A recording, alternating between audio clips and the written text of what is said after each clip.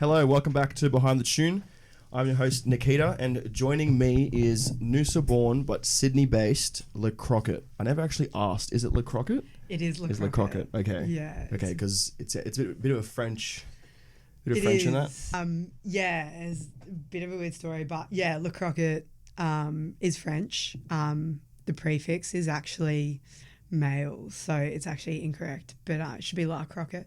Oh, La Crockett. Is that French, like female? Yeah, it's a female prefix, it's La. And then Le is the male prefix. But yeah, Le Crockett. Someone called me Le the other day, like, hey Le, and I was like, oh no. It's the first time that happened as well. It's pretty funny. They thought it was your first name? They thought it was my first name. Fair enough. Which is funny, we're messaging on Instagram. So, like my Instagram handle is Maddie Crockett. But yeah, it was funny. What's the Le? What's like the Le part of it? Is that part of your last name? No. The reason I got it, let's just dive right in. I feel like that's going to be a question anyway. I get asked all the time. Well, yeah, we'll start it off first so everyone can get their facts straight. Yeah. I used to be a promoter at a club in Brisbane called TBC, the TBC club. RIP, because it was the best club I've ever been into. Yeah, it was awesome. Anyway, I think it was like 2017, 2018, and they were really struggling to get girls to DJ there. And my boyfriend at the time was a resident DJ, and he booked for the club and stuff. And I was like, nah, I'm not. They're like, oh, if you learn, you can obviously, and you're like good enough, you can come in and DJ there.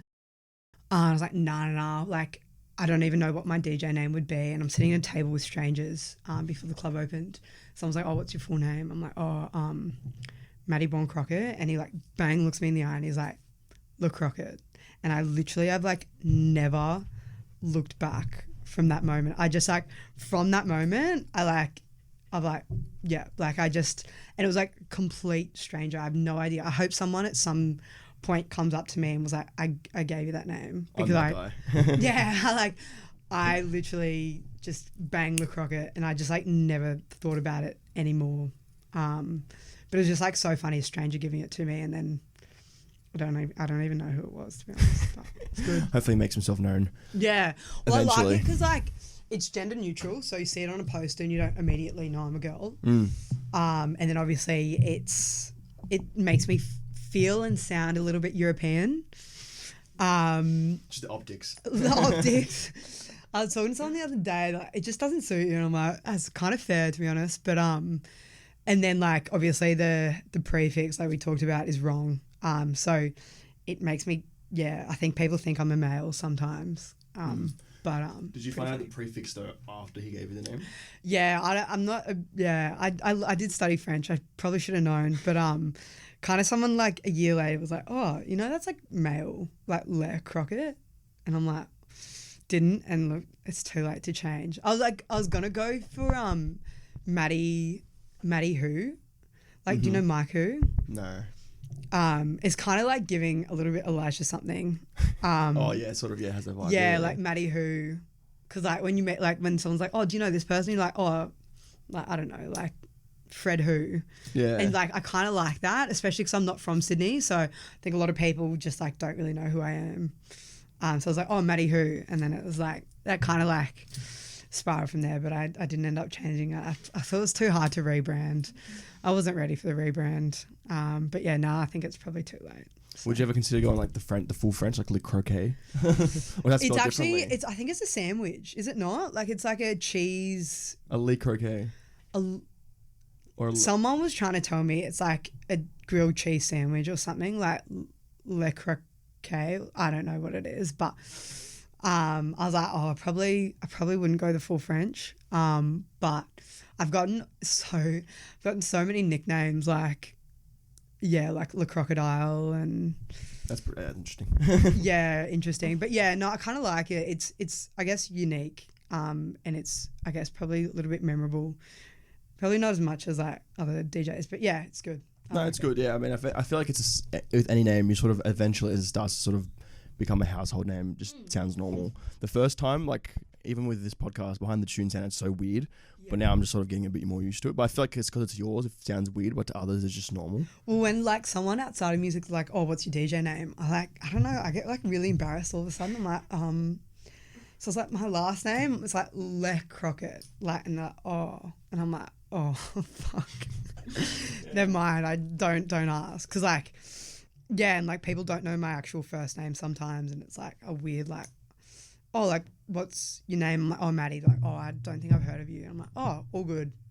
It's actually Le Crockett. Like, oh, Le Crockett. I'm like, oh. That's good that at least I know you by your name. At least they know me in some form. Yeah. But yeah, so that's the story. So you grew up in Noosa, I mentioned. Yeah. When did you move? Did you move to Sydney after that, or were you said you were Melbourne a bit? Oh no, you were in Brisbane. No, I was in Brisbane. So I grew up in Noosa, and then moved down to Brisbane to go to uni. Mm-hmm. So I studied at QUT, and yeah, just worked down there. And then COVID hit. I was working down there, about to finish my finance degree, and then I moved back to Noosa for COVID, which was awesome. So sorry if anyone else had a bad time in COVID, but it was awesome. Learned how to DJ through COVID, just with the club shut down. Just was fortunate enough to be able to go and use the CDJ 2000s when the club was closed, like the local club in Noosa. Oh, really? So yeah. You just went to the club and just practiced on them? Yeah. The the Rolling Rock, which is arguably probably the most tragic club. I think it's shut down now. It's called something else, but probably the most tragic club I've ever walked into. But they did give me all my training initially, so got a shout out to them. But if anyone's been to the Rolling Rock, they know it's pretty tragic. But yeah, so just learned how to DJ through COVID, and then moved to Sydney to start in management consulting at the start of 2021. Mm-hmm. Moved back to Noosa when everything shut down. I got out like just in time because everything shut down in June 2021 again. Oh, so you had the opportunity to like work remotely. I mean, yeah technically you did, but you got to go back home and work. Yeah, I was there for my dad's birthday and I bought my work laptop, and then everything shut down again. And I was like, screw this, I'm staying here, honestly. Like, Queensland was pretty good where they shut everyone else out to keep everything open. So, yeah, I didn't DJ at all when I first moved down. I found it really hard to break into the scene. I didn't really know many people at all. I knew my brother and a few friends from Queensland, but really no one in the music industry at all.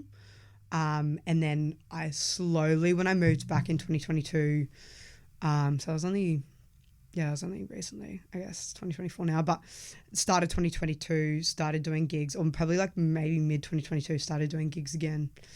I hadn't really gigged that much up in Noosa, so I guess like started like mid 2022 is when I started properly doing gigs. Okay. Yeah. So how was that like? Why did you say Noosa was great during COVID? It's because like you just sort of it's a small town, isn't it? It's not a big town, is it? No. So I was working in a tech company, a tech startup, and they're pretty small. Just doing strategy work for them, and unfortunately they had to lay me off. I was only casual that worked for them at the time. I still have a really close relationship with them, and I know they feel really bad about it. So I feel bad mentioning it. Was it because of COVID, sort of? Because of COVID, not because I was doing a bad job, hopefully. But it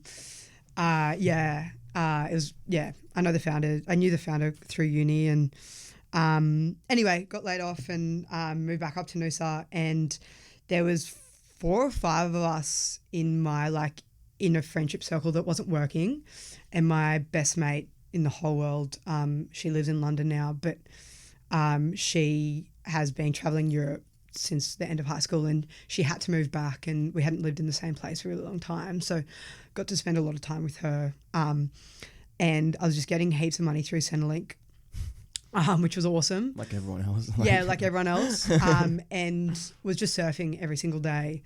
We called ourselves the Scott Morrison sponsored surf team because he was the Prime Minister at the time. During that period, I wasn't working, and I'd wake up and I'd just check the surf every single day. We'd go out. The surf was like, I don't know why, but the surf through winter, it was a southerly swell pretty much through the whole of winter. And because they shut the borders, it was just insane. I hadn't surfed much before that, and I just became obsessed with it. Like, if I could do anything but music, it would be, it's too late for me now, but it would be like professional surfing. I think that's awesome. Like, I love it so much. I don't really get to surf down here a lot, but during that time, there was 5 of us that went out every single day. We'd always find somewhere that was good.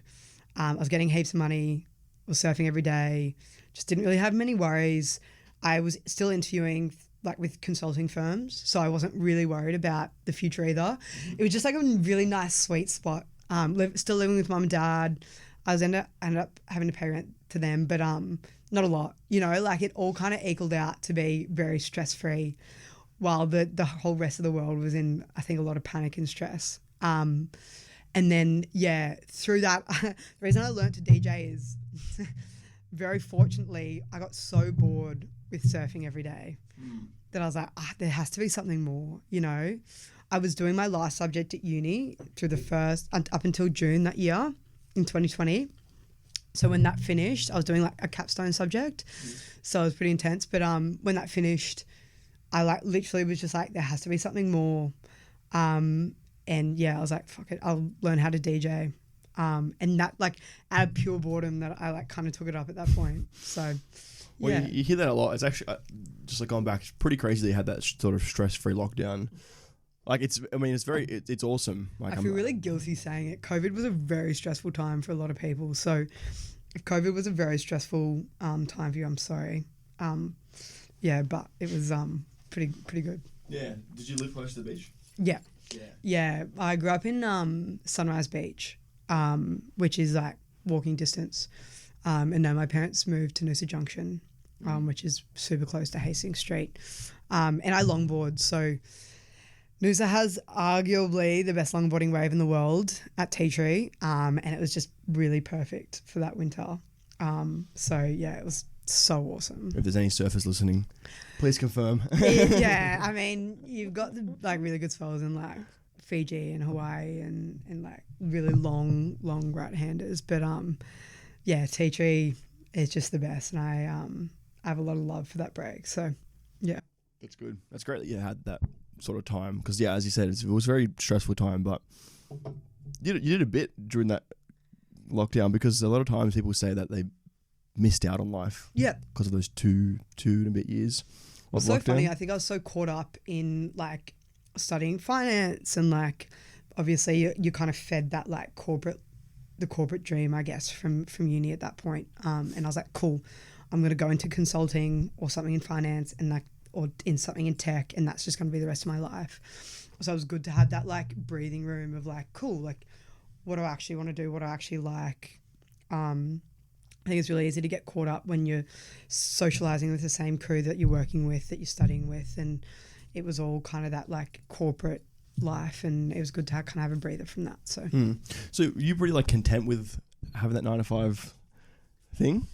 Like when you sort of, because I'm the same. When I thought about it, I was like, oh, awesome, I'm going to start a full-time job, get into corporate, make good money, and like, have my weekends and that. But how content were you with that lifestyle? Because now, after being in it for about just over a year now, or just over a year and a half now, if you talk to myself back like 2 years ago, I'd have a completely different mindset. Yeah, 100%. I think that when I first started, like, I think I'm a pretty dramatic person, but when they called me with the offer, and I think it was probably due to the circumstances as well, like in COVID, I was interviewing with the Big Four and heaps of other consulting firms and like boutique, and I think there was a lot of uncertainty around like the grad jobs going and stuff like that. So I added that extra layer of, I think, pressure, and I really wanted to go to Sydney as well, because I didn't really enjoy Brisbane that much.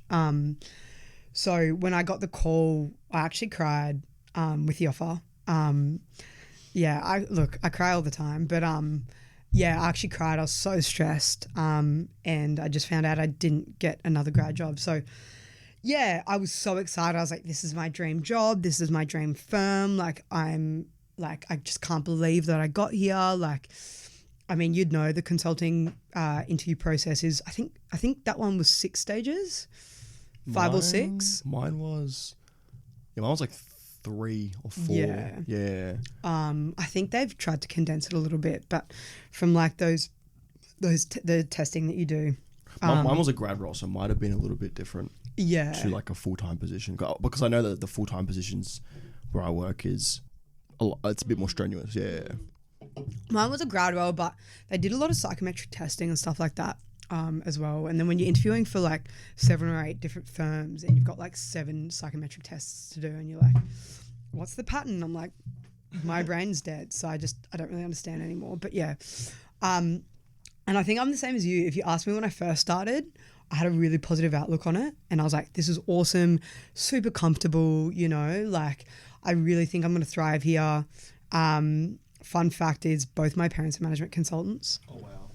So they work in behavioural change management. So what they do is incredibly niche. And I'm not going to bore everyone with this too much. Like I feel like now I'm on the Diary of a CEO. But yeah, to put it simply, like when I first started, I was so enthusiastic and I was so excited. And I was like, this is my dream job. I think I'm going to fit. I think that if you ask me in December when I quit or like late November when I quit, it absolutely had crushed my spirit. And I think off the back of doing a finance degree, which I wasn't passionate about in the first place, that also kind of, I don't think the finance degree crushed my spirit. I think it was really interesting. I think it crushed my creativity a bit because finance is so black and white and so process driven. I think I found it really hard to unlock my creativity again because it's subjective, right? Yes. You don't have a lot of subjectivity in consulting or finance, and it's very output driven. Yeah, 100%. Yeah, I can 100% agree with you. I did economics and finance at uni, and it's very black and white, and there's not much creativity in it. No, like not at all. No, like, especially if that's all you're doing. Yeah, you don't have much of a creative outlet. No, and then you're sort of just stuck looking at numbers and formulas and everything. So exactly, finance is very formula heavy. You would understand that. I think consulting, and especially change management, you have a little bit of like leeway with the creativity and like client by client, industry by industry. There's a little bit of subjectivity, but yeah, it's very output driven. So. Yeah, I think it's also the hours, as you said before. Yep. I've been pretty fortunate with my sort of work-life balance and the company that I work with, but as you said, used to work 60-hour weeks and stuff. So yeah, I know what you mean. It's very difficult. And I see a lot of people, managers and stuff that I work with, and it's just not an ideal lifestyle. Not that there's anything wrong with that lifestyle, with that 9-to-5 lifestyle. Obviously, people, it's amazing achievement to have, and I think, as you said, it's still like even if you got that role, it's amazing. It's an amazing achievement, especially coming out of uni with the economic climate that we're in. It's very difficult to get a job, and to actually get a job is a massive achievement. Yeah. And I think that like in uni, all those big consulting firms are really built up. Like once you work for one of them, you'll be set for life. And I don't really think that's necessarily the truth anymore. Maybe it is for some people, but yeah, it was a very stressful time working there. But I mean, that's a problem within itself, and we could probably talk about it for a really so long. But, is this a music podcast? Or just kidding. No, we'll get into the music. We just sort of need some background. Yeah, of course. And I think that in itself makes me a little bit different from a lot of other people in the industry. I don't really think a lot of people who work, I guess, full-time in the industry have the same background as I do. And it's taught me a lot.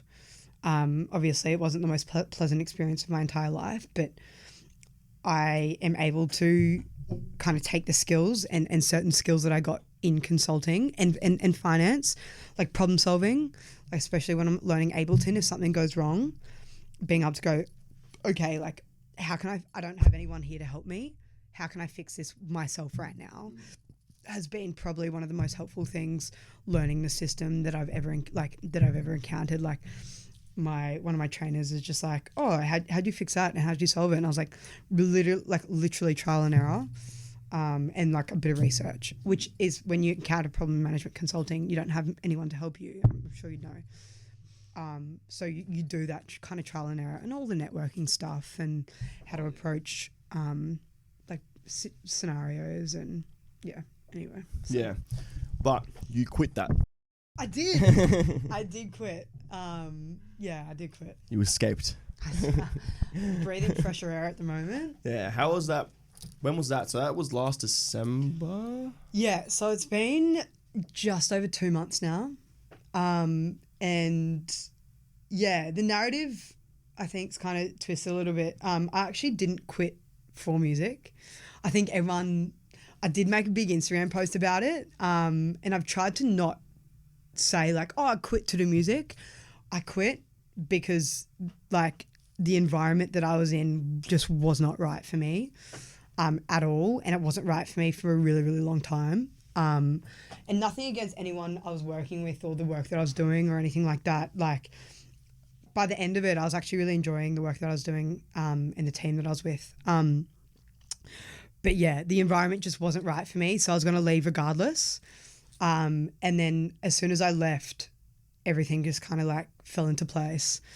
So yeah, that's, I guess, kind of like, everyone's like, oh, so you quit to do music? And I'm like, no. There was at no point did I think, yeah, like I'm in the financial position that I need to be in with music to be able to like make it. Like I heard Flexi talk on this podcast and he's like, yeah, like I knew I wanted to do music. Like I knew I could make it in music at this point. I've never had that realization. I think that I'm still probably, I'm definitely not at that place. If I had a full-time job now, I definitely still wouldn't be at that place where I felt comfortable enough to quit to do music full-time. But it's all just kind of like fallen into place for me at that point, especially because, like I said to you before the podcast, I'm doing the Ableton live school. So, yeah, didn't quit to do music, but I quit and now I'm doing music full-time at the moment. So, yeah, that's kind of just where I'm at. What was the initial plan? Like after you quit, was it just sort of find a new role, or just sort of lay low for a bit? So I quit and I had the trip to Fiji, like the festival, Your Paradise. Right. Okay. I had that already booked, so I was like, cool. I'll take a week off, go home to Noosa, go to Your Paradise, come back, have a week off, go to Lost Paradise, and then kind of reassess from there. I had a couple of coffee catch-ups with people from other consulting firms. And I had a few interviews with recruiters to get back into consulting. And I was at one of these coffee catch-ups with a recruiter from another consulting firm. A director from another consulting firm. And she was just like, what are you passionate about? And just like in my brain, I was just like, not this. Yeah. Not this right now, you know? And I think that was a big turning point for me where it was just like, I don't think I'm ready to go back into this. Because I could see myself falling back into it, really dramatic, but falling back into it, falling in love with like an investment banker, having 3 kids with a white picket fence, you know, like, and I just don't think that that's me right now. It could be me. I could go back into consulting or finance or something corporate when I'm 30s and 40s. I can always go back to it. Yeah. I always have that to stand up on.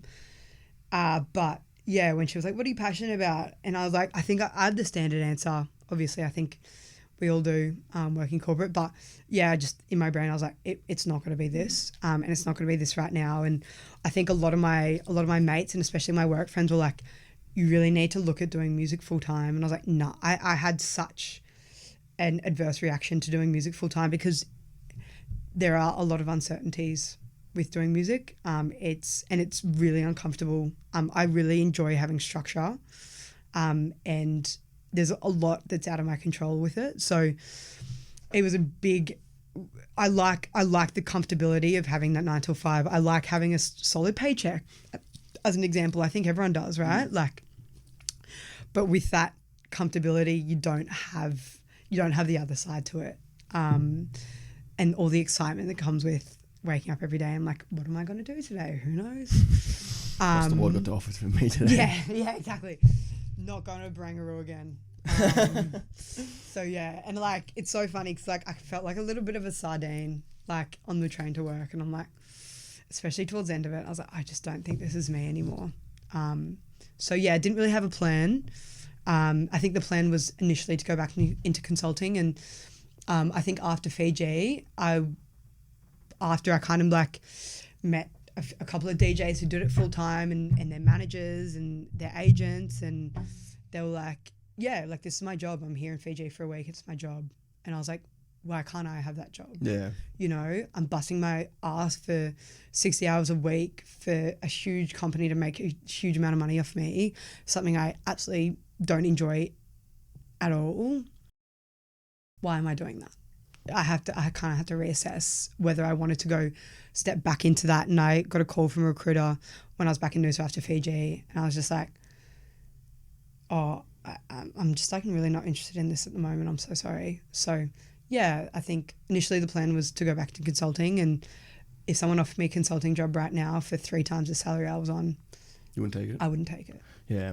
How was that like decision to sort of be like, yeah, that's it, not going back into it, sort of taking that, I guess, riskier path and more unstable path, as you said, especially because you are, as you said, someone who likes structure and routine. Yeah. How was that choice? Was it like a choice that sort of came, like, was it like a light bulb moment, or was it more like a thing that sort of you just battled with yourself for like a week or two, or even longer? It definitely wasn't a light bulb moment. I think it was more like, because I think my parents were just checking on me, and it's so funny because they're both in management consulting, but I think that they wanted me to get out of management consulting for a really long time. They saw how unhappy it was making me.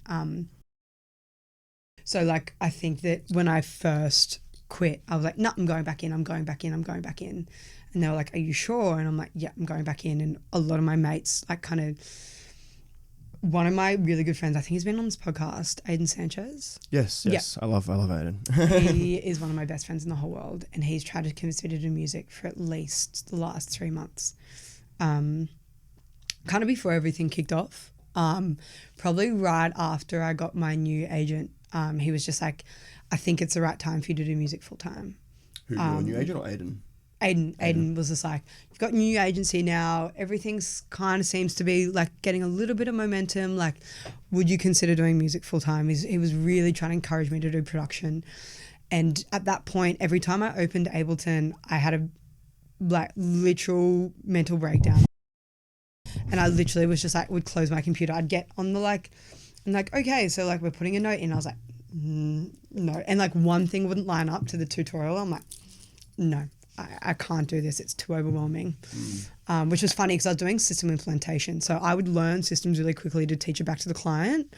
So I was used to learning systems really quickly, and every time I opened Ableton I had a freak out. I mean, Ableton is a bit of everyone always says it's a bit of a intimidating system. Oh, it's not user friendly as something like FL. The UX on Ableton has miles to go. I've seen so many people, I've seen so many like artist stories and stuff, and they're like scrolling through their like Ableton, like playing their song, and I was like, that's not for me.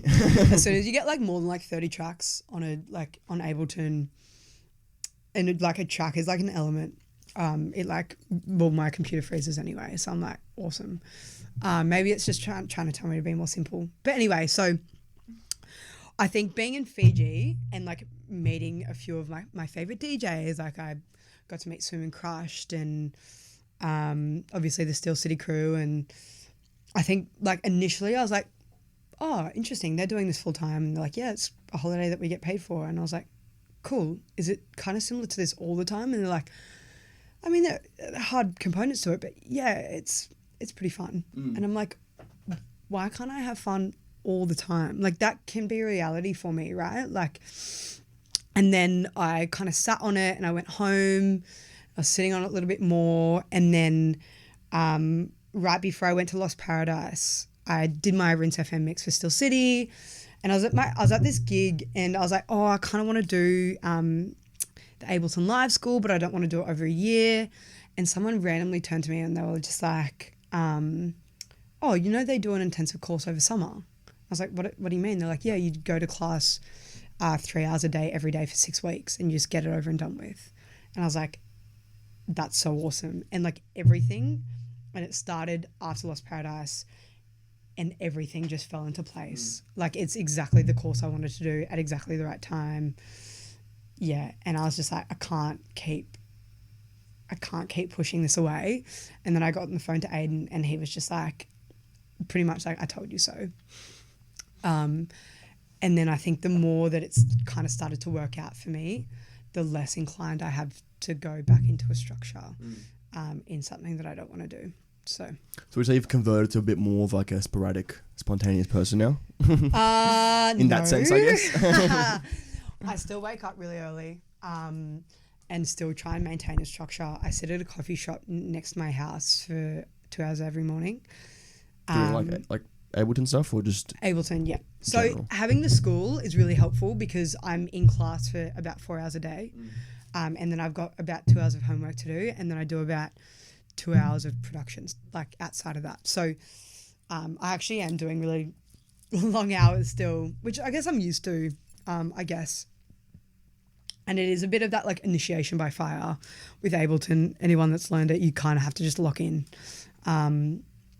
So yeah, I still have that structure. I think that when the school finishes at the end of Feb, it's going to be really tough for me to still maintain that structure. But it's given me a lot more freedom to like do what I want during the day. So if I want to go to the beach in the morning and being like, oh cool, like I'll cut down that hour that I spend on production, that 2 hours I spend on production to an hour, and I'm able to go to the beach, which is awesome. Like, yeah, I really enjoy that, like that aspect of being able to make my own schedule. I was going to ask maybe a bit of a sensitive topic, but how are you sort of been able to support yourself financially since quitting a job that's very stable to now sort of having, you know, your gigs and stuff, but it's not as stable? Yeah, that's a really good question. I had a lot of savings. I worked in management consulting and doing gigs for about 2 years before I quit. So although I wasn't getting paid a heap in consulting, as we talked about before the podcast, I was paid enough to be able to save, and I had savings from COVID. Thanks, Scott Morrison. Shout out to as well. Morgan. And I'm actually doing quite a lot of gigs as well. I don't know, you probably follow me on Instagram, so I have gigs coming up, and signing with an agency really helps on being able to kind of push that a lot as well, and like the fees and stuff that come along with that. So this year I've kind of come to the conclusion that I'm just going to break even. So every week I just try and sort out. I'm really good at saving and I'm really good at budgeting, studying finance. That's a good skill to have. It is a good skill to have.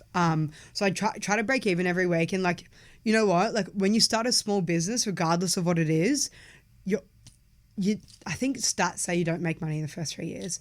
I'm really lucky that I started this small business while I was in consulting. So I have, like, if I was starting DJing right now, like if I started it right now, I think I'd really struggle making money off the bat. And there's some weeks I probably don't break even, and there's other weeks that I do more than break even. So I think overall, it's kind of breaking even for me. And I think that when I do start to release music, I think that's when it will really properly kick off. So I'm not necessarily really worried about the money aspect at the moment, but it sits in the back of my mind. I mean, I have to support myself somehow. Yeah. But also, I can always move home if I need to. Not ideal, but I can if that's what's required of me. Yeah, 100%. Yeah, it is difficult because making that jump to full-time music is difficult, and especially financially. 100%. Yeah. And like that's something I had to consider for a long time. And like the school I'm going to costs money, weirdly. So like, and like, yeah, it all feeds into it. But I think it's an investment that I was really reluctant to make for a long time, but now it just seems like the right thing to do. It's so funny because a lot of the producers are like that I'm friends with. They're like, "Why are you spending money on Ableton Live School? Just learn off YouTube." But I just needed someone to teach me in a classroom. I really liked the structured style of learning. So, yeah, it's an investment. Is it online or is it in person? In person. In person every single day? I could not have done it online. Yeah. Every single day in person. Monday to Friday? Monday to Friday. Yeah. Would you recommend the Ableton Live School for people that are starting out in Ableton? Yeah, 100%. I mean, I'm only 3 weeks in, so I'm halfway through, and I hope at some point they'll give me a fee for promoting this, but I do not work for Ableton. Hit me up, Ableton. Yeah, I got recommended it from Ludes. So I was over in Fiji with Elliot, and he was just like, if you're really serious about it, you'll crack on with Ableton Live School. He did it a really long time ago. So I did Club Angel, and I had spoke to him really briefly about it, and he's like, yeah, it's worth it. Yeah, so I was over in Fiji, and Ludes was just like, yeah, if you're really serious about Ableton Live School, if you're really serious about learning Ableton Live School is a really great option. And it's just been great. Like, and you know what? Like, not everyone has to do that. I know majority of people I know didn't do a structured learning system with Ableton. I just knew I had to do it because every time I tried to learn it through YouTube, I would have a panic attack and close my computer. It's just so different. And it's so funny because, like, I studied finance, you know, and that's not an easy thing to do, but I had someone teaching me and I had people to learn with. I'm a big collective learner. Like, it's my learning style. It's my working style. I love working with other people. I go to Wallara Library now to produce. Like, I've got like a little home studio set up with like a KRK speaker, like very minimal, with a second screen so I can like watch tutorials and work at the same time. I'll choose to go to a library so that I'm surrounded by other people working and forego the second screen and the speaker just to be in the environment of like a collaborative workspace. Interesting. And that's just how I learn. When I was at uni, I always had to go into the library to study. Cannot do anything from home. I'm actually very similar, to be honest. Yeah. Same thing with like work. I work way better in the office than I do at home. I don't know what it is. It must be like, the whole, just being in that environment, you feel not really, I wouldn't say obliged to do the work, but you just feel like you should be doing the work. It's like so funny because like I will be in the library, I'll look up and I'll look around and people are working. I'm like, oh, cool. Like, that's all I really need to go back. Whereas I'm at home, I look up, there's nothing to I just need that like 20 seconds of like break from working to look around. But like when I don't have like people around me, I'm like, oh, I'll go on Instagram. And all of a sudden 2 hours later, I'm done. Literally. So yeah, no, I know what you mean by that. It's much better to work, at least for me. Some people find it better to work from home. So it's just each to their own, I guess. Yeah. Sort of, you said that you met Ludes and Swim and Crush and stuff in your Paradise. How did those gigs sort of come around? Were you sort of backtracking a little bit more? Were you signed at that point to an agency, or were you still independent? No, I was signed in September last year. The reason Your Paradise came around is I have done a few gigs for Dom, who runs Your Paradise. Met him through a friend of mine, and also the Groove Society boys who work for him or work with him as well. I don't really know, but they were like, oh, come. To be completely transparent with you, I paid to be there. I was just lucky enough to be able to play while I was there as well. So yeah, they were like, come, and I didn't really think too much into it. I just I knew I needed a holiday. The 3 years I worked in management consulting, I think I took a week off, other than the 4 shutdown periods. I ended up taking like 7 working days off to go to Bali in like 2 months before that. But yeah, I didn't really holiday much at all. So I was like, I really need a holiday, and it just seemed like a really fun thing to do. And they were like, oh, if you come, you can also play.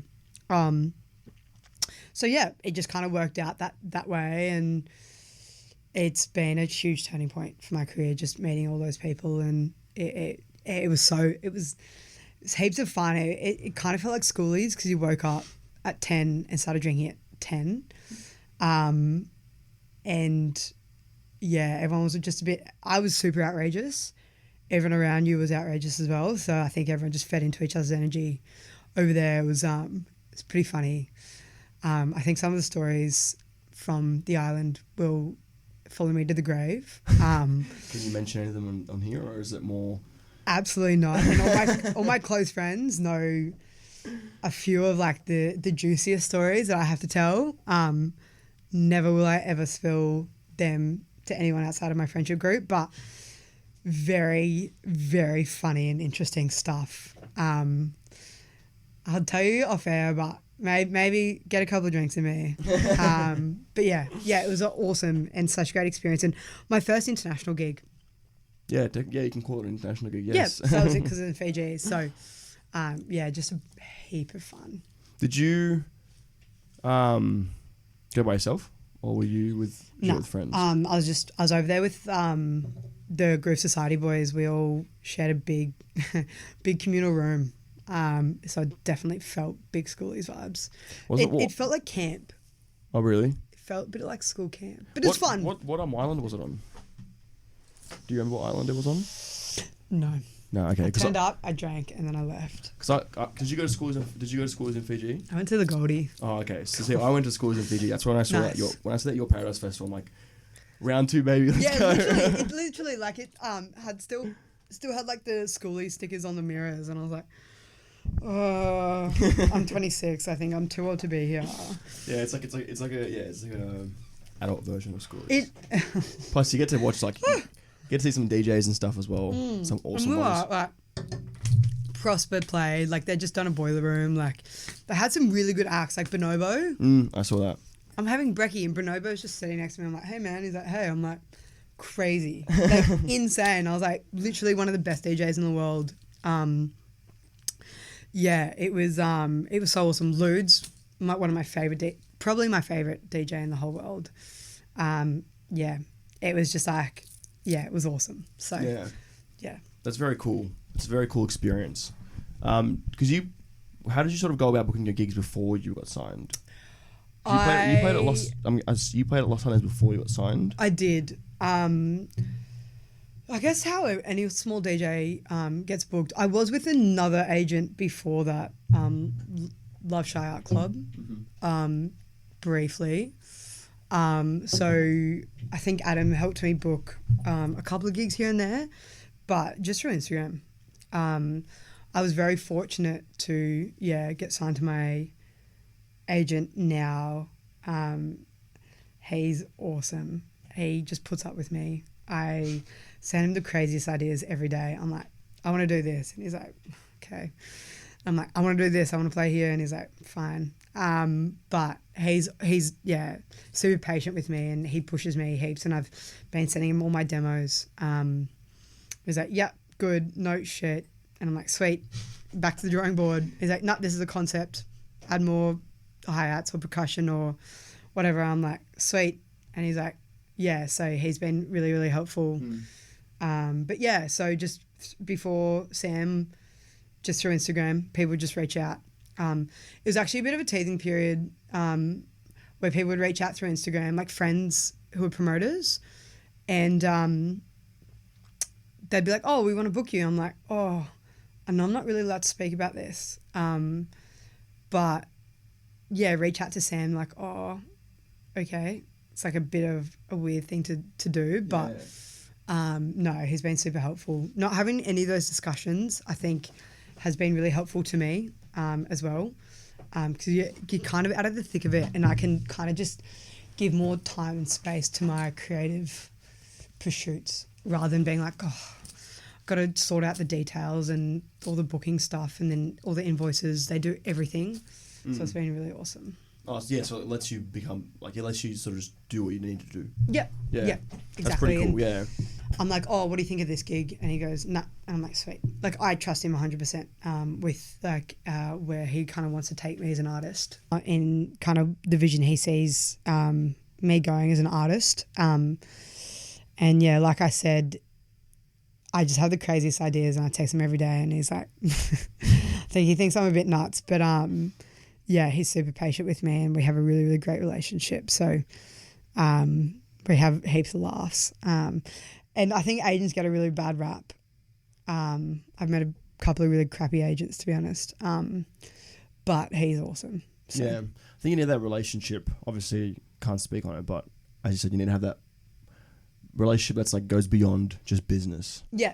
I've only met him in person once. We had lunch after I went down to Melbourne. To do, I forgot what I did. Anyway, went down to do something music-wise. Yeah, we get along really well.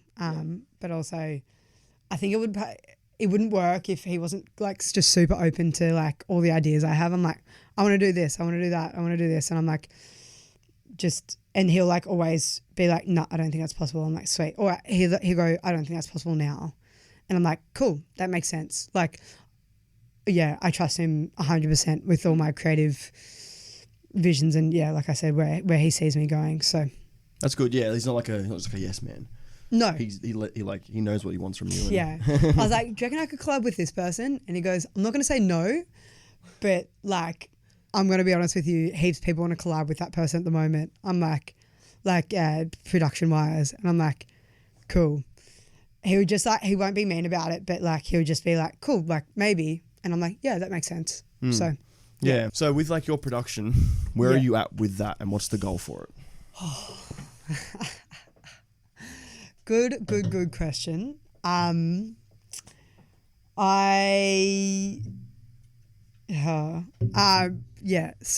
I'm mid Ableton Live School at the moment. So like I said, I'm doing the intensive course over a 6-week period. I am wanting to really see.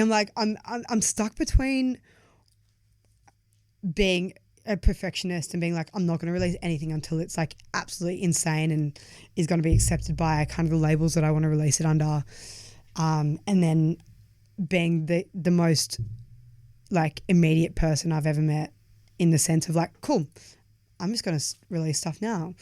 I send demos to like, I've got 4 or 5 people in my immediate circle that I really trust, and I'm sending demos to them at the moment.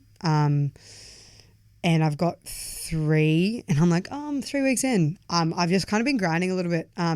Sound design quality isn't there. Processing isn't there. Anyone who knows production will know what I'm talking about. But yeah,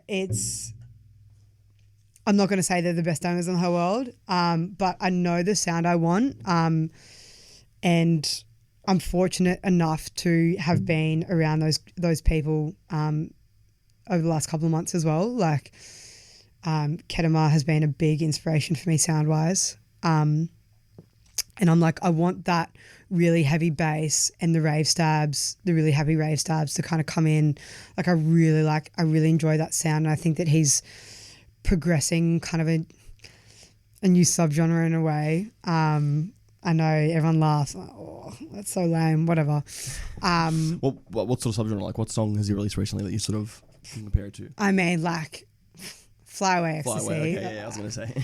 Boo. I'm the most, simple person in the whole world. But I know what you mean. Like, Kedema's sound is very unique. Yeah. It's very like, but it's very unique sound. Like, you know it's a Kedema tune when you hear it. Exactly. Yeah. I would love to have that like paintbrush as well. Like, I think Swim does it really well. Like, when you're listening to a Swim track, you know it's Swim, right? Like, he has exactly. He has a very unique sound, and he's really honed into that. And he's so good at what he does. He's so talented at what he does, right? Like, I would love to like get so like niche in what I do. But I think the plan that Sam and I have kind of talked about is just like trying to like obviously keep refining.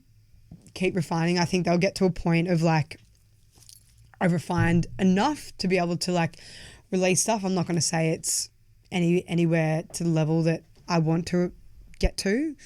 I still have 3 weeks in. I have so much to learn. People have been doing this for 10 years. I still produce really shit tracks. I'm like, cool. Everyone starts somewhere though. Like, yeah. And I think we're saying off air as well. You've got to release. I know. You just can't. You can't.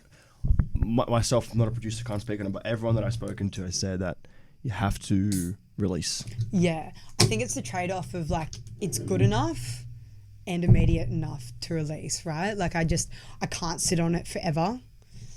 And I can't wait till I'm like an insane sound designer 5 years in to release something, but I don't want to release anything too early and people are like, oh, look, Crockett, yeah, her stuff, the sound design's awful, like you know, the processing's awful, the sound's awful, you know, like, but it's the trade-off of like, yeah.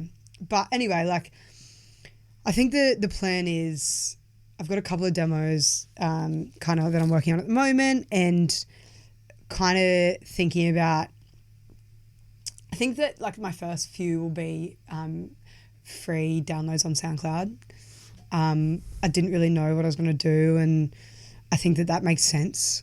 I was like, yeah, I'll just maybe Still City, and then I'm like, no. Hold your horses. Yeah, hold my horses. But it's good to be ambitious. Ambitious. I don't think that that's going to be a reality for me for at least a couple of years, if ever. Mm-hmm.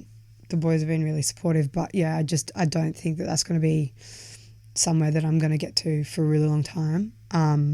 So yeah, I think that free downloads on SoundCloud probably for the next couple of years, and seeing where I go from there. And I've been thinking about I've been a really good friend of mine, Kian. He's also a producer from Perth. Yes. He's in kind of my like, I guess, inner circle that I trust with all my shitty demos.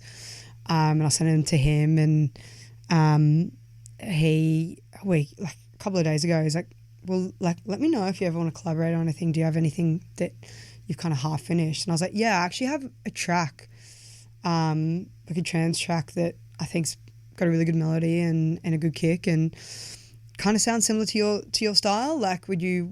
And he's like, yeah, send me the stems. We don't work on the same DAW. I work on Ableton. He works on Logic, but so it's going to be a bit of a pain. But I think that we've talked about doing a few creative projects together. So we're kind of fleshing that out at the moment, doing an edit, a speed garage edit of really a sick track, a really, really, really old track. So yeah, just working on that together as well. And I've got heaps of ideas. It's just the execution. I think that it is going to be probably a bit frustrating for me. But you know, it's all learning, and you only learn by being surrounded by people that are better than you. So everyone's been super helpful and patient with me so far. What sort of sound are you going for at the moment, or are you sort of producing a bit of everything? Good question. I think that like all the tutorials I'm watching, so like Ableton Live School does kind of give you that structured learning and tailors it to, like, they're like, when you first start, like, what genre do you want to do? I'm like, I've got a general idea. I think that I really love like the really heavy kick. Like, I really love like the harder kind of techno. In saying that, I also love the happy rave stabs as well. Mm-hmm. I've tried to not put rave stabs in like literally everything that I've ever produced. Every time I'm like, oh, I won't put rave stabs in this one. I'm like, first break, I'm like, do you know what's really good here? Some rave stabs. And I'm like, shit. And then second break, rave stabs are in the first break, may as well just like second break as well. So I really enjoy the happiness that like, and the energy that component of music brings.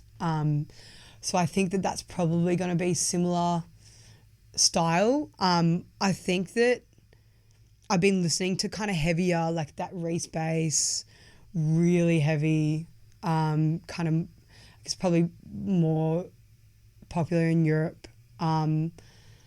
Style, you know what though, I'm still fleshing it out.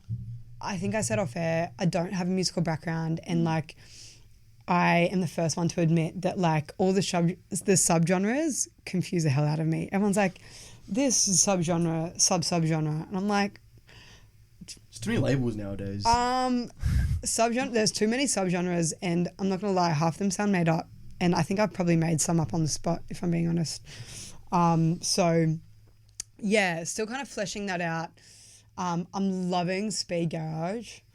And I know that's really popular at the moment. So I feel like... What's speed garage? It's like UKG. Right. And it's like super quick. I think a lot of edits kind of end up like that those breakbeat edits are super quick, like Neo Archives. Oh, okay. Young Sing is popularising at the moment, you know, like... I love that style. I love breakbeats. But again, really popular at the moment. So I don't know. To sound like really honest, I think I do kind of jump on the bandwagon sometimes. And I don't think it's something that like many DJs actually like to admit. But as soon as someone sends me something like, oh, it's pretty popular, I'm like, it sounds really sick. Like, I'm not just like, oh, I like it because it's popular, but it's popular for a reason, right? So, UKG is making a big kind of footprint in the music industry at the moment. Yeah, for sure. I've noticed that as well. Yeah. But I think as I say a young producer, as in like early stages, Yeah. it's good to experiment with everything. Yeah. So that way you at least have an idea of like, okay, I like making this or I don't like making this.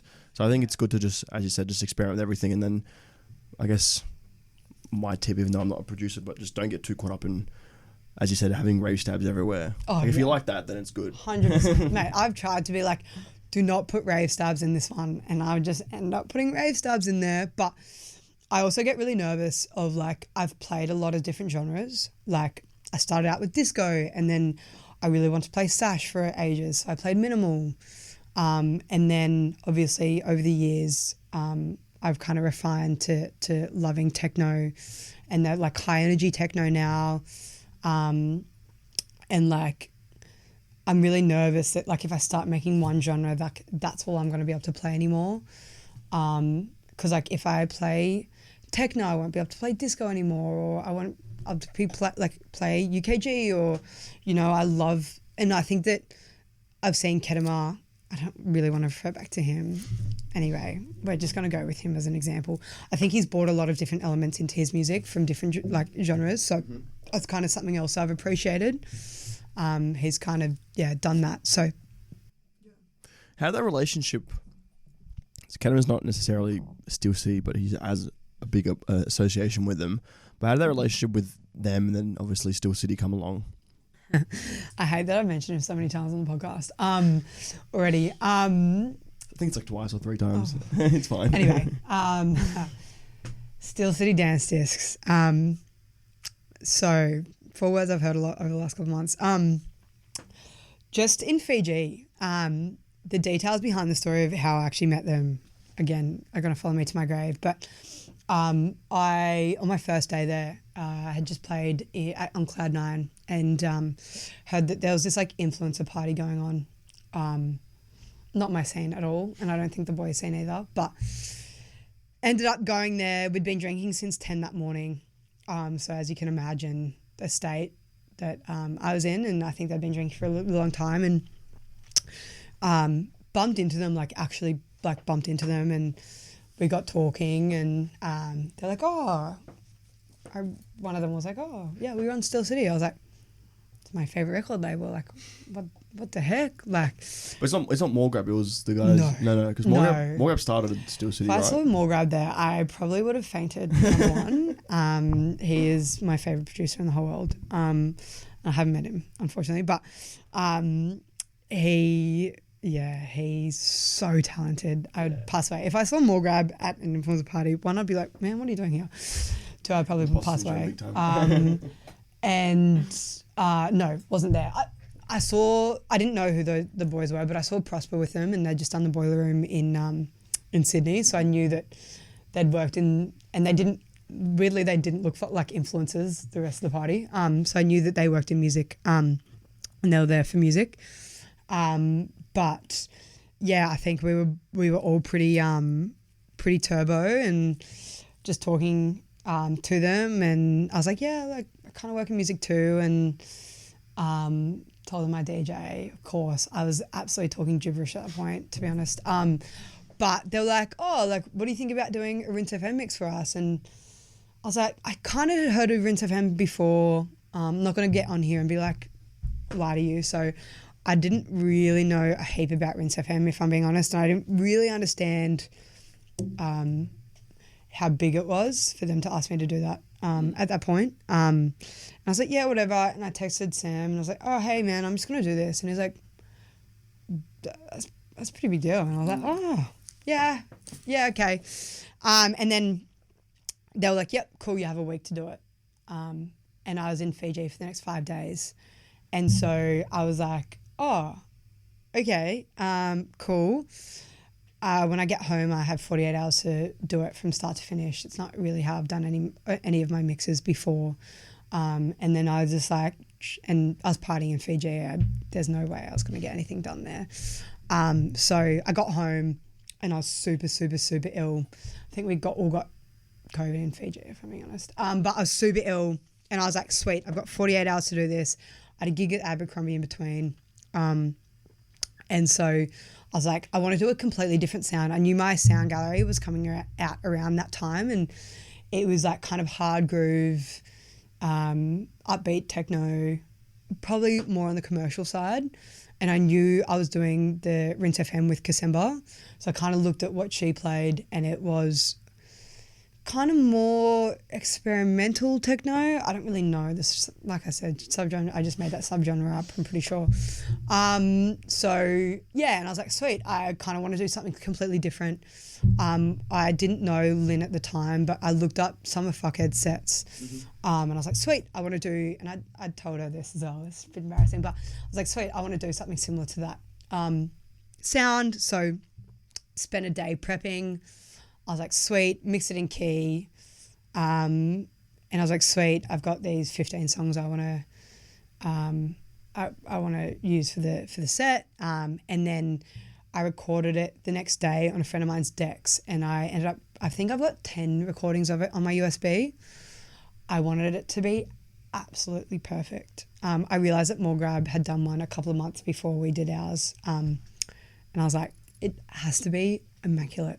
And I didn't know Ableton well enough to do it through Ableton yet. So, and to be fair, it only took me like 4 or 5 hours to record it. Like the 10 recordings I had, every time I fucked up, I ended up having, like I was like, the first mix was really, I struggled with because I was so nervous.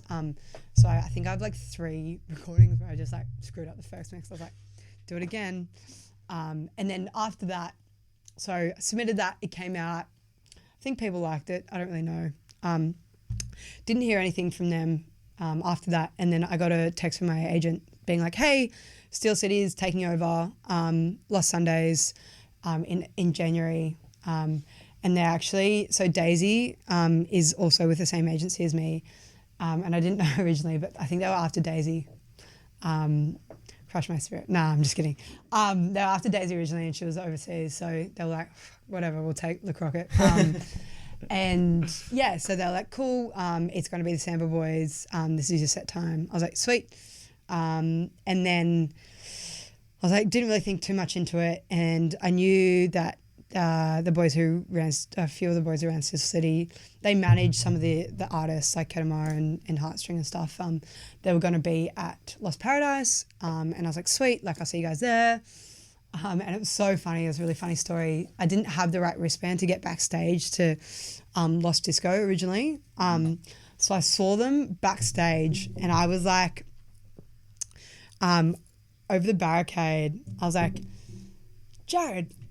And I was like jumping over the barricade. I could see him. I was like, Jared. And he like keeps looking around. I'm like, and then the security was like, stop. I was like, Jared. And then he came out.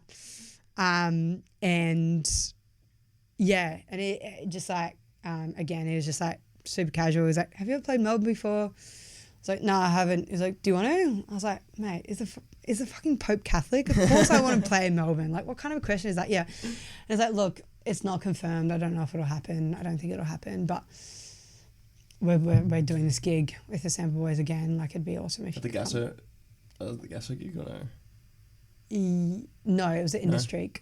That was the Gasso. It was like a last minute thing that they just chucked. No, this one was ticketed. And they announced it before they even kind of confirmed that I was even doing it. So like it sold out. And then they're like, yeah, you can do it. I was like, and all my friends like, oh, cool, where do we buy tickets? I'm like, oh, it's actually sold out. Sick. The opportunities that the boys have given me have just been so instrumental in kind of where I am now and has put a bit of momentum behind me. And I was such a pest to them the whole entire time that they were there. They're in Australia and Fiji. And and I don't know if I thank them enough. So they're never going to listen to me talk for an hour. But if anyone is listening to this and could pass a message on, just huge thanks to them. And they're awesome. And obviously I got to spend a bit of time with the other artists that I played with as well. I'm not going to mention names, but Katamara and Tommy as well. It was just such an awesome experience and so fun. And I was just a pest the entire time and it was fun. So, yeah. You're grind for it. Yeah. And like, hopefully, I'm obviously planning to move to Europe next year. I'm hoping to work with them again at some point, maybe not production-wise, but maybe DJ-wise. I think that hopefully they'll take me again. But again, I'm not putting any pressure on it. They obviously have all the DJs in Australia want to play. A lot of them want to play under Steel City, so yeah. Is that what you sort of you sort of say that everything sort of fell into place? Well, like you sort of made those relationships. Is that what you? Because I wanted to sort of ask about what you mean by everything sort of fell into place. Yeah. Yes. That was a big component of it. I got a few bookings before that, like my Melody set, which is awesome. Huge Melody fan. He's like an OG in the scene. Techno Disco Tour was one of my favourite songs for a really long time. That kind of happened before Fiji. My sound gallery came out at the same time, which is so funny because I did it in a long time before that. And I think it was meant to come out earlier and they pushed it and it just came out at exactly the right time. I did a gig for James Pepper around that time as well. The Melbourne gig, the Lost Sundays gig. I did a mix for Bloop in London that's actually coming out. It's like a radio show as well. It's coming out later this month with my friend Charlotte. I did a gig warming up for Club Angel before Lily, a good friend of mine. Everything just kind of happened all at the same time right after I quit my job. So that momentum kind of started and then kind of went a little bit nuts. All of a sudden, super overwhelming. But it's just been so great. And I don't know that I would have agreed to do Ableton Live School had that momentum not happened. I obviously met a lot of great DJs over in Fiji, but I also met a lot of great DJs at Lost Paradise as well. And that momentum kind of like continued through that period as well. So Lost Paradise was also, I think, seeing some of your favorite DJs doing, like, playing and just enjoying it so much. I think Lost Paradise, I got to see a lot of my favorite DJs like just loving every second of what they do on stage and being so close to that was absolutely awesome. The energy that they felt before, the energy that they felt after, I was able to experience that firsthand. And I think the thought that I had was, why can't I have that as well? Yes, that was sort of like your, I guess, light bulb moment. Yeah. In a way. I think I had a lot of my light bulb moments over that period. But yeah, it was like almost like consistent small light bulbs. Like no one handed me a silver, like a gold button and was like, this is the key. And I was like, okay, cool. Like everything's sorted now. Nothing like that happened. I think there was a couple of light bulb moments that happened along the way that kind of has, propelled me a little bit. I wouldn't say, I've still got a lot of growing to do. Of course, so. Yeah, of course. Yeah, obviously, it's inevitable. You've just sort of only just begun. I've only just begun. I'm a baby DJ. So I sort of want to ask, leading on from that, sort of just starting in light bulb moments, what's been some like challenges that you sort of faced or lessons that you've learned that you can sort of pass on to other DJs that are sort of in the same position? Yeah. I think a lot of people have kind of been like, oh, like what changed from you doing kind of smaller gigs to you doing bigger gigs? I think that I did a few different mixes and sent them out to, I think the challenge is kind of being at a level and being like, cool, how do I get to the next level? I think that's a big challenge because like you work really hard and you do gigs and like it's not that people aren't appreciating what you're playing. It's just like you're not really getting the audience you want or whatever else. I think I did this like acid mix and I sent it to Sam Alfred and that kind of kicked off getting my agent and like supporting him at Lost Sundays, and like then my agent was able to send that to promoters, which has been really helpful. So I think that like doing a few different mixes is probably like the advice. I'm in no position to give anyone advice. Advice is good though. Yeah, it's everyone has different pieces of advice and everyone can take something from it. Yeah. So like if you're like, oh cool, I want to play, really bad example, play for KNC. Cool. Who do they have? What kind of sound do they have? Or scenes or whoever you want to play for. Just be like, hey, and then like who promotes for them, who runs that, and then just like being able to send the mixes of like, this is what I've done. I would love to play for you, no pressure. But yeah, so that's kind of like the challenge, I guess, is like being like, cool, I'm here. How do I get to the next step? Is always a challenge. I think that I get super anxious about all my sets. And I've heard Fuckhead talk about this a lot as well. I was playing for other people a lot. So I would go to my sets and I'm like, what do people want to hear? Rather than being like, I know my sound and I know what I want to play and I know what I'm confident playing. And if it's too hard for the person I'm warming up for, don't come for me. DJs, don't come for me. If you're playing it like a set and you go too hard before the headliner, too bad. But like, I'm like, cool, like I'm warming up for someone. What do I actually want to play? I have to take out of my head that I'm going to be too scared, that I'm going to go too hard and over like power them as a warm up DJ. What do I want to play? And obviously like kind of going back from that is like, obviously I don't want to play anything too hectic, but like I still have to keep to my sound. I think I was playing a lot for other people and it wasn't gelling well. It looked like I didn't want to be there. So I think that's been a big challenge for me is what kind of sound do I want and what do I actually love playing and what music do I want to share with people?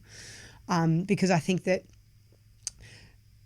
probably a reason that I feel that I'm progressing a little bit now is I am playing those tracks that I want to play now. It's playing the sound that I want to play. It's finding the music that in the genre for the venue and the headliners, but it's also being like keeping true to me as well. And I think challenge that I spoke about with production is any creative pursuit with an output that you're sharing with the public is a very, very vulnerable process. I'm really scared to share things with people because as soon as you put it out there, everyone's to judge. I think there's part of me that would love to never share anything. Because I think that if you don't put it out there, I'm like, oh, I'm producing, and everyone's like, oh, that's so sick, yeah, I'm loving the people like, oh, that's so sick, people don't have to know what I'm producing, like that the vulnerable part is putting it out for people to judge, and critique, and that sometimes I'll open my laptop and I'll think about that and I just won't be able to do any production stuff that day. Bit of paralysis. Yeah. And it's so counterproductive as well. And I'm so nervous about what people were going to think about my music that I'm not even able to do any of it. It's funny. Yeah. Are you still in the process of sort of overcoming that fear, or what have you sort of done so far to overcome that sort of fear of that fear of judgment, I guess? Because I know how you feel. I'm the same. Yeah. Yeah. I feel like anything that you put out online or put out on social like this media, podcast, right? it's terrifying. Yeah, because 100%. there's trolls out there that will inevitably say something, but there's also people that are very critical and say things. And what have you sort of done that sort of made you feel a bit better about being able to share your music and share your stuff? Am I allowed to say going to therapy? Of course, yes. Cool. Going to therapy has really helped. But just talking to people who've put music out already. I think I've spoken to a few people and they're like, my first releases sucked so bad, but you learn from them and you go from there. Very rarely will you find someone's first release as being awesome. And that's just is what it is. There are people out there that have immaculate releases from the moment they put anything out. I'm not going to be one of those people, especially considering I have no music background at all, and that I'm still learning. So I think it's just saying, cool, I'm not a sound engineer. My sound design skills are crappy, but I love music so much and I want to share music with people, and majority of the people that you're going to share it with aren't sound design experts. You're going to have the DJ. I think the DJ scene are going to be super judgy regardless. But again, that's such a small portion of people who are actually listening to your tracks. It's so funny. Like, obviously, I'm sending those demos to a few close people, and majority of those people are producers, but a few are just mates who love techno music so much. And I'll send them tracks, and they're like, "This is awesome." And I have to remember that majority of the people listening to my tracks are those people. They're not going to go, oh, that hi-hat isn't really processed properly. It has 40% reverb instead of 60% reverb, you know, like, yeah, like it makes a difference. Choosing a great hi-hat makes a huge difference to an overall track, but the really intricate details, a lot of the people are going to miss. So I was just remembering that if it's not particularly perfect, it's okay. And majority of the people aren't going to realise. Yeah, you are your harsh critic at the end of the day. No one's going to be as harsh as you, I reckon. In that sense, especially when it comes to those individual elements. Yeah, and like you're your harsh critic. Yeah, and you always hear a lot of DJs, their least favorite song they've produced ends up being the most popular one. Yeah, so you never know. Exactly, and I think that like I listened to a podcast the other day from Macklemore, maybe. I think he did Diary of a CEO, and he was just like, I'm not focused on the output of my music at all anymore. And I think he comes from a very privileged position where he doesn't have to really worry about money anymore. So probably not the same circumstance, but he was like, some of the tracks that I've enjoyed producing the most have done the worst, but I wouldn't take away that experience to myself. And some of the tracks that I've enjoyed producing the least have done the best. And I would love to take those back. So I think that like, if I'm able to just I think that I have to fall in love with the process. I think that I have to, the timelines I have to forget about, and the output I have to forget about. And I have to, if I love it and I love the music that I'm producing and I'm loving the process, as long as I'm able to support myself financially, everything else should just be crap, right? Like everything else doesn't matter. Regardless, if I love my music, it shouldn't matter if anyone else likes it. Yeah. Because people will like it though. Like it. Because I don't think someone's putting out a track and then everyone's like, no, 100% of the audience is like, I hate it. You got to remember that. As you said, most of the time the people that you're sending, people that are listening to your music are just regular techno lovers. Yeah. Who won't focus on the intricate details. Like, oh, that sounds sick. That build up sick, or that breakdown's cool. Whatever. Yeah. So. Yeah, I think. But I know where you're coming from as like a creative. You want to be critical of yourself and you want to release the best possible things. Yeah, I don't want people to think that I'm trying to take shortcuts. It's so funny, like I'm talking here like 3 weeks in and like I'm like, oh, I've got a demo, and like people are like, how? And I'm like, oh, I've just like locked into a single tutorial, really like refined it. I get to go to class every day. I'm working with a mentor. Like I'm like, oh, what about this respace? Do you like the bass line? That he's like, nah, like I reckon you should shorten. I'm like, sweet. Like, and then like that's what I do, right? I'm with a mentor. Like I get advice from people. So I'm not doing it completely by myself. But yeah, I just anyway. There's no right timeline though. Like if you're really good and you've really locked in, who's not to say you can release a demo at this stage in your career. You know what I mean? So yeah, I think that. Yeah, I don't know. I think that as a girl as well, like I think probably a little bit scrutinized a little bit more. But again, like I just hope that people enjoy what I bring out. I'm pretty nervous, and it's good to be able to like talk about it as well. It's good to be like, yep, I'm nervous. I hope people like it. My sound design is not going to be the best. Regardless of that, I really still hope people enjoy my music. So. Yeah, for sure. So what's your plans in terms of production? Like, when are you expecting to release something? Yeah, I've got one demo that's in a pretty good place. That was my first something I've worked on for a while. Before I did Ableton Live School, I've been working on that just through tutorials and stuff for a while, and I knew what I wanted to create. It's a big like closing song as well. Okay, it's a bit heavier, a bit faster. It's got like rave stabs in the middle that just like everything else drops out, and it's just like that. Okay. So it's like it's a big track. I'm hoping to I'm like, oh, like maybe in the next couple of months. But again, like I listened to it in the car, and I'm like on the way here actually, I'm like, no, it's not ready. Why do you think that way? Is it because you're critical, or because you? No, it's definitely not ready. I think I am pretty critical, but it's definitely not ready. Arrangement is something I'm really struggling with at the moment. And I talk like I've been doing this for years, but what I'll do is I'll build out an intro, I'll build out an outro, I'll build out the 2 breaks. The middle bit is always the hardest because you got to keep people entertained, but like I don't want to bring anything too quickly from the second break, and you got to keep it interesting.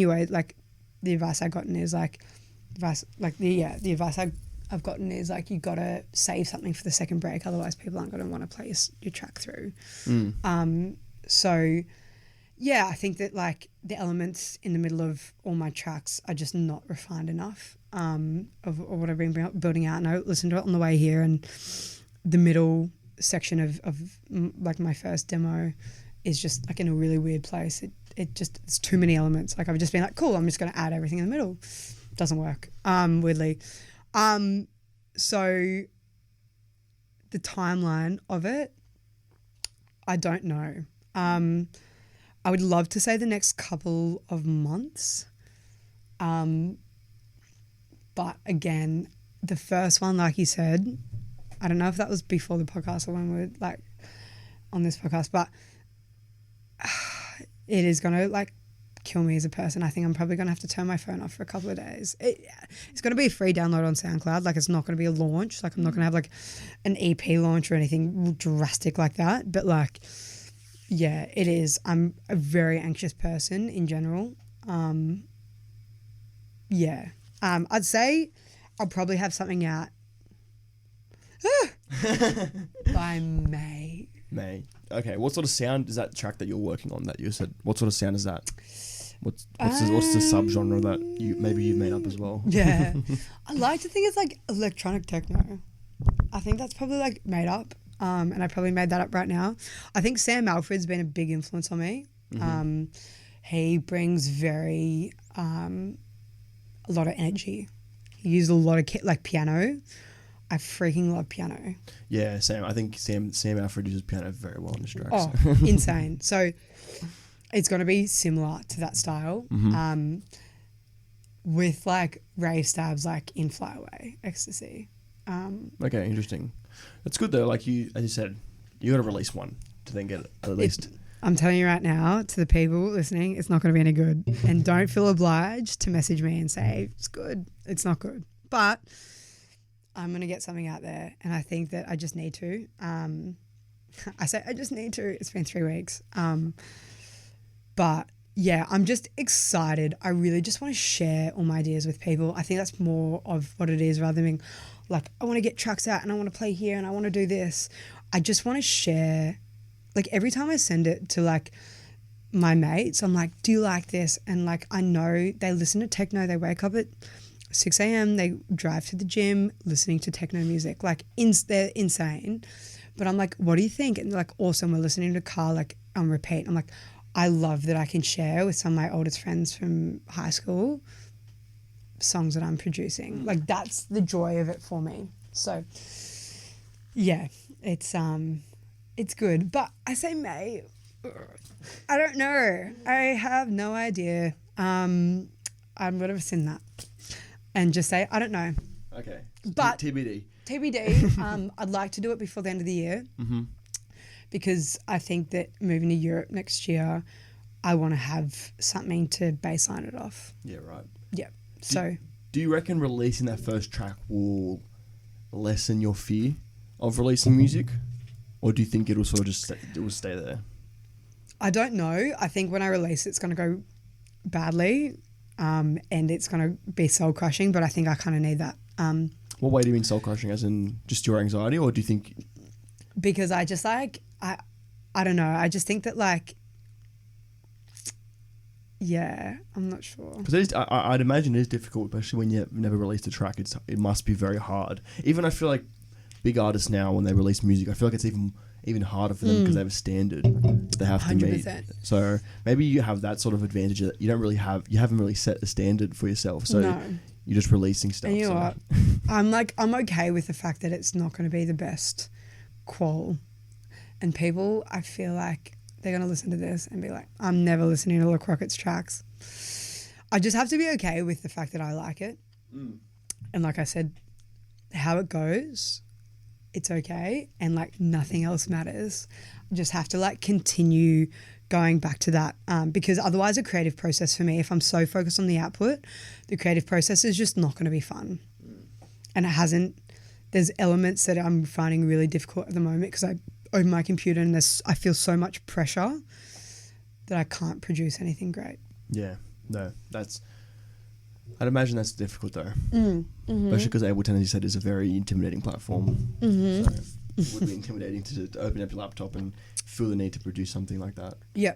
And like there are classically trained musicians that have that background and I don't have any of that. I have a tech background. So the system is not that difficult for me to use. Everything else is hard. Yeah, no, it's so. What's your? I guess as you said, you're still very early on. But what's like your creative process at the moment? Go to class. Go to class. Yeah, well, I mean, it's part of it, isn't it? Just listening to heaps of music. DJing has been really helpful in thinking about the style of music I want to create.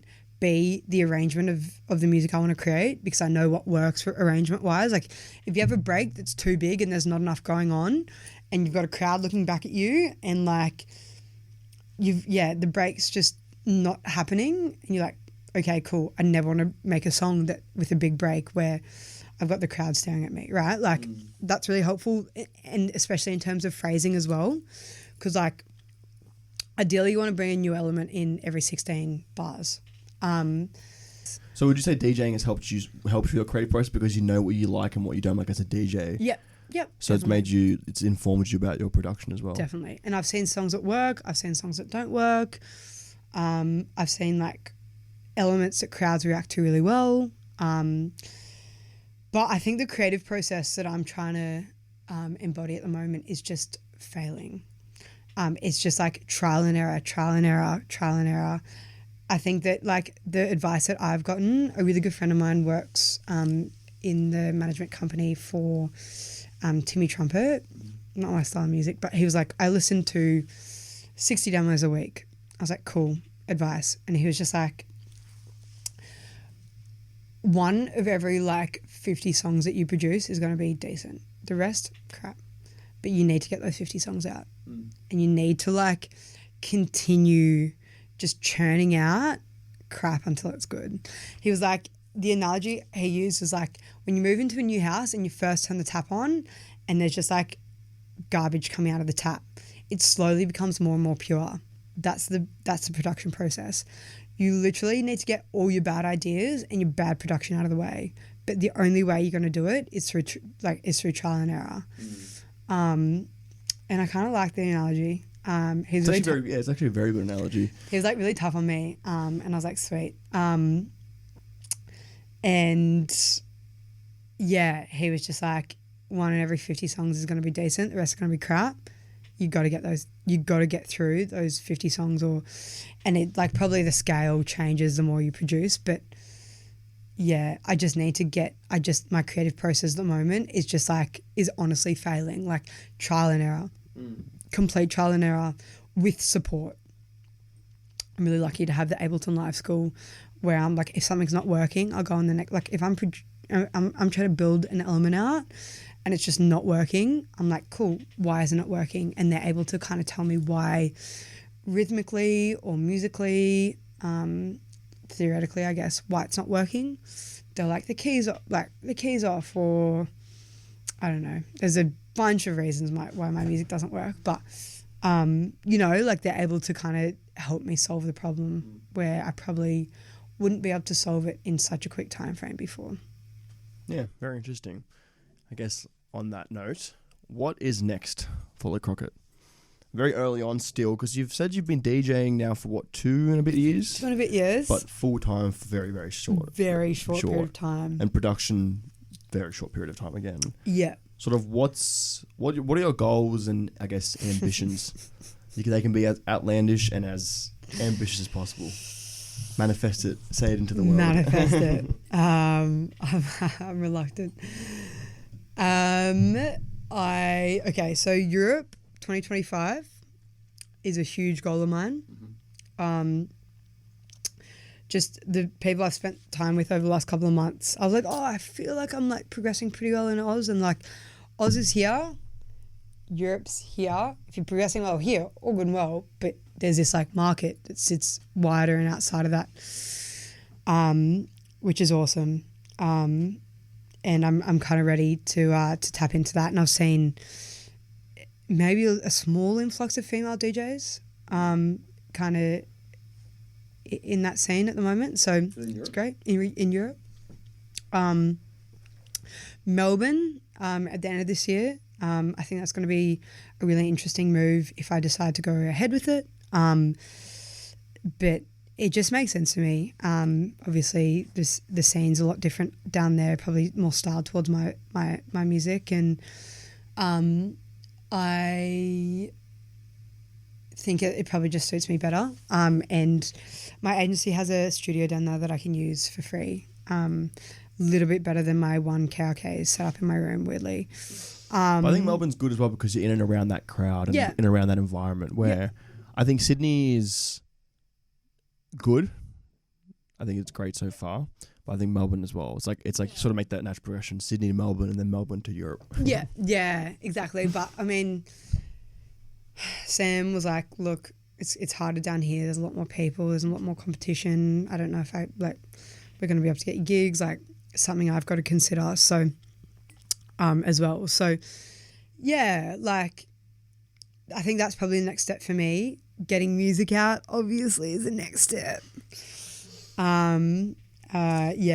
Obvious. I think that's just like what I'm centered around at the moment is just getting music out, thinking about how I can get music out. I'm not even getting music out. Thinking about how and what I want to get out. The creative projects that I've got going on, like I was saying with Kian, and thinking about that. I've got a Rinse FM mix coming up. Well, another one. I've got another one, not for Steel City. Is it on your own or is it for someone else? It's for someone. It's not, the date's not locked, the month isn't locked in, so I'm not going to say who it is, but. It's exciting. Rinse FM's a very good platform, so. I was blown away over this, so I'm very excited. I'll tell you after the podcast. But I got a Rinse FM mix coming up for someone that I treasure greatly. And yeah, that's probably just going to be my next year. I am very reluctant to say this, really embarrassing, but I'd love to play Pitch 2025.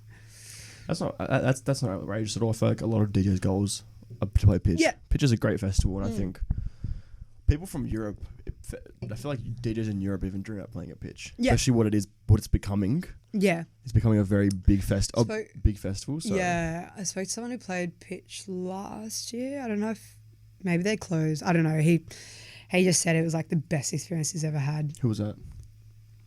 Just a friend that I met. And yeah, he was just like, it was awesome. And the crowd, he said, was super engaged. So Yeah, Pitch is a great. Have you been to Pitch? I haven't. No. And I'm not going this year. I'm actually going to Adelaide. It's going to be my Adelaide debut During that weekend? Yeah. So Right. I made a decision to choose work. That's I think that's a good choice though, because that gig could potentially get you the Pitch. So it's a stepping stone. At Untitled Group? No, I'm just kidding. No. Yeah, Pitch is a great festival. It's like, yeah, everything you hear about it is exactly how it is. The stuff that you hear about it, but Yeah. I think it's doing The rounds. Yeah, it's a really unique festival, and like I said, I'd love to be a part of it. But again, like it's somewhere that every single person in Australia wants to play. So I don't know if that'll be a reality. I don't know if that's a realistic goal for me for 2025. But we'll see. You gotta manifest it. Now it's in the air. Now it's in there. I hope no one. It's on the internet now. I hope no one listens to this. I'm so sorry. No, but I think that's good. Like you're ambitious. Why? So like, is there any other motivation for the Europe move, or is it mainly just because it's a bigger and better market? When we were in Melbourne, I was just talking to a few other DJs, and one of the guys from Still City, and it was probably like midnight by this point, but he was like, Europe, like you got to move to Europe, and like kind of got in my ear about it. And I was sitting with someone else that's a lot further in their career than I am, and he was just like, you have to move to Europe, like your whole fan base, like it's all in Europe, like you got to move there. And this other guy was like, yeah, like I think, yeah, anyway. And I think that kind of really opened my eyes to the fact that like there is just so much more opportunity over there. And like I am not working. I'd like to say I've kind of put my life on hold for a little bit to try and make this work. And if I want to try and make it work, I'm someone that like will just throw themselves into it. And you know what? If it doesn't work, catch me back in management consulting next year. I mean, it's good. Yeah, you've got that to fall back on. You've got that like leg to stand on. So. Watch me like on my LinkedIn, like watch me like be in management consulting next year. Everyone's like, you got on the podcast and ripped management consulting apart. But well, let's hope that doesn't happen. Yeah, fingers crossed. And like, yeah, obviously everything's going quite well, but it's going well enough. It's a good start. Like it's a very start. good start. Like it's a start. Like let's call it what it is. It's a start. It's a very good start. Like you've been able to grow those connections that people usually build 1 or 2 years within their full career. So yeah, you've got those connections very early, which I think is very beneficial. Yeah. Yeah, it's a start. So like, yeah, hopefully I'm able to just like keep on that momentum. But again, like, who knows? I just have to keep reminding myself that it's okay if it doesn't work out as well. So, and if it doesn't work out, it just is what it is, and I'll just assess it at that point. Yeah, but at least you took that opportunity, so now you're not left again wondering. It's like, yeah. oh, what if I did quit my job? What if I did pursue music? Yeah, it's like you did it. It didn't work out. You can die knowing that it's fine. Fingers crossed it doesn't happen. Yeah, I think that's the thing. It's like taking that chance, taking that leap. Yeah, that 100%. risk. Yeah, no, it's very admirable. It's very like inspiring as well. They were able to take that risk. Because I think a lot of people are probably in a very similar position where it's like, do I take the stable route or the riskier route? And I'm the stable girl. Call me a horse because I'm a stable girl. But yeah, I love the stable path. It's taken me a lot to get here. I didn't want to quit my job for a really long time. I literally got to the point where I got eczema on my eyelids because I was crying so much from consulting. Oh my God. I know. It makes me want to quit my job now. I'm so sorry to Nikita's boss. But yeah, it just got to the point where it wasn't music, right? It wasn't music that made me quit my job. I just want to put it out there. I hope no one messaged me and be like, I quit my job because of you, and now I'm broke. This isn't career advice. This podcast is not indicative only. So podcast does not sponsor any No liability career advice whatsoever. But yeah, so. Yeah, very interesting. I think that's been awesome. It's been awesome getting to know you as well throughout this last hour and a bit. But no, hopefully everyone still listening is inspired. I've had very inspiring conversations. If anyone's been listening to the last few podcasts, it's been very inspiring from the 3 people that I've had on. I've had Caleb, I've had Brent, and I've had you. Nice. And all 3 of those podcasts have been very inspiring to me. Not to say that the others haven't been inspiring, but I think recency bias plays a big factor in this. But no, hopefully everyone still listening is inspired like I am. Obviously, thank you to Maddie, Crockett, for coming on. No worries. Yes, thanks for sharing her story and sharing her advice. Hopefully everything turns out great for you as well. Fingers crossed. If you see me in consulting, if you follow me on my LinkedIn and I'm back in consulting next year, just don't mention it. Well, that's in a year's time. We'll check back in a year's time then. Maybe. Right. Thanks everyone for listening. As usual, obviously subscribe, like, rate the podcast. Other than that, enjoy the rest of your day, night, whatever. Take care. See you later.